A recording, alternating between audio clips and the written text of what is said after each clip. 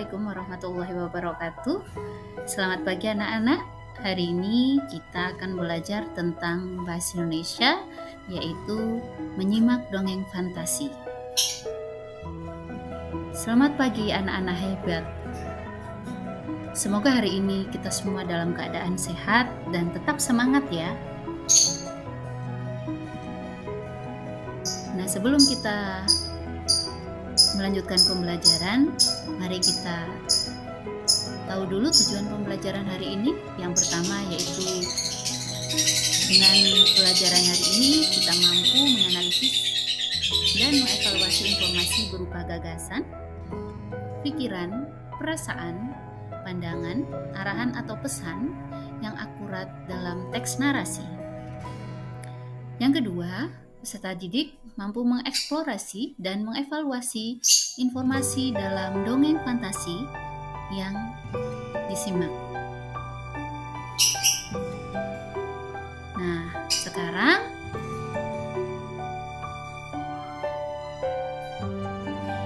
pernahkah kamu menyimak dongeng fantasi baik dalam bentuk audio visual seperti video, atau yang biasa kalian simak di dalam YouTube misalkan, atau diceritakan langsung oleh orang lain? Pasti pernah.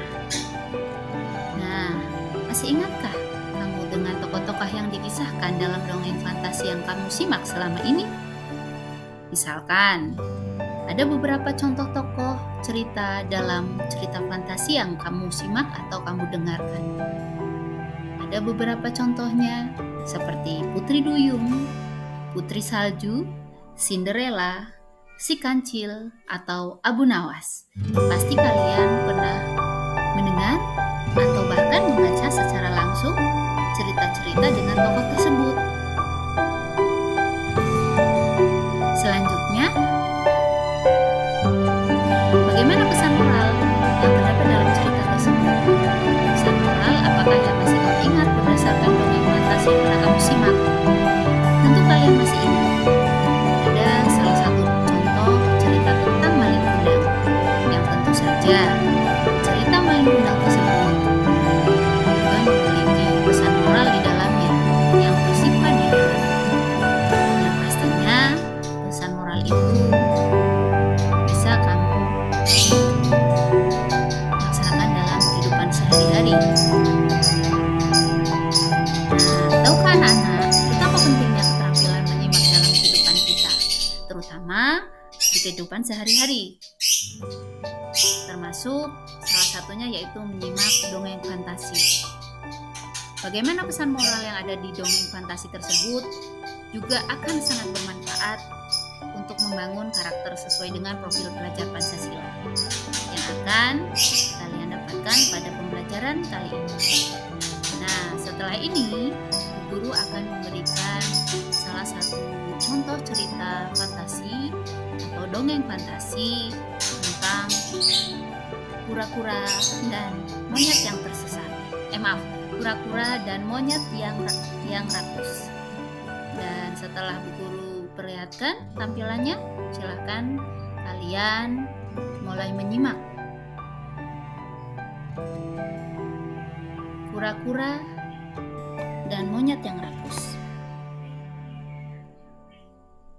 Di tepi hutan, hiduplah seekor monyet dan seekor kura-kura.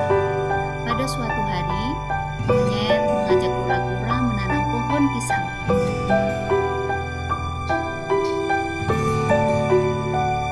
Kura-kura, mari kita menanam pohon pisang, ajak si monyet. Ayo, kau di sebelah kanan, aku sebelah kiri, jawab kura-kura. Hari berganti hari, setiap hari kura-kura merawat pohon pisangnya. Tumbuhlah pohon pisang. Kura-kura bernyanyi dengan riang. Monyet mulai memperhatikan kura-kura sambil liburan di rumputan. Apa kabar monyet? Bagaimana pohon pisangmu? Sapa kura-kura kepada monyet. Biarkan saja, besok-besok juga berbuah, jawab monyet sangat sombong. Bulan berganti bulan. Pohon pisang kura-kura berbuah. Buahnya besar-besar.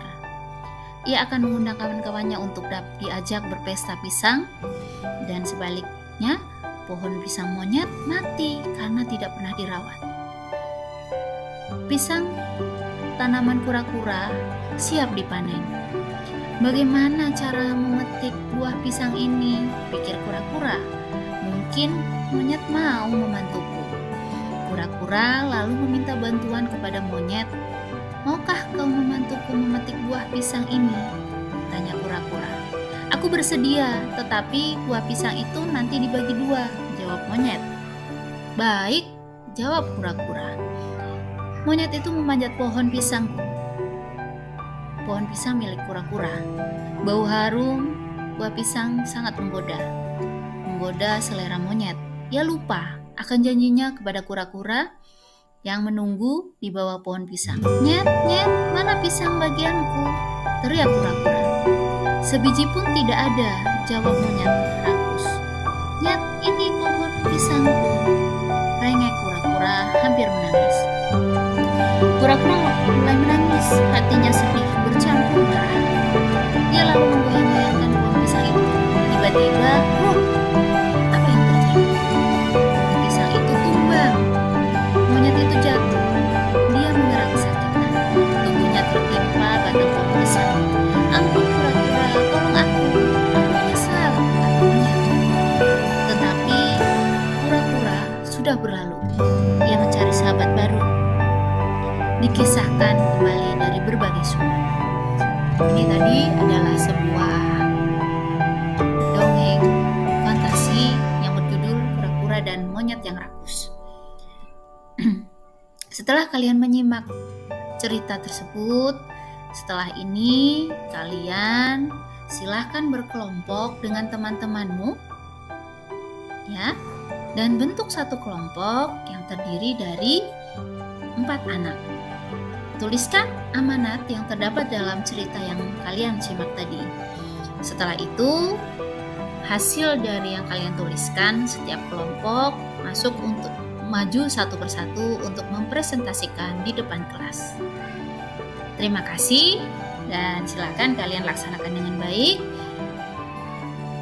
Guru akhiri, Assalamualaikum warahmatullahi wabarakatuh.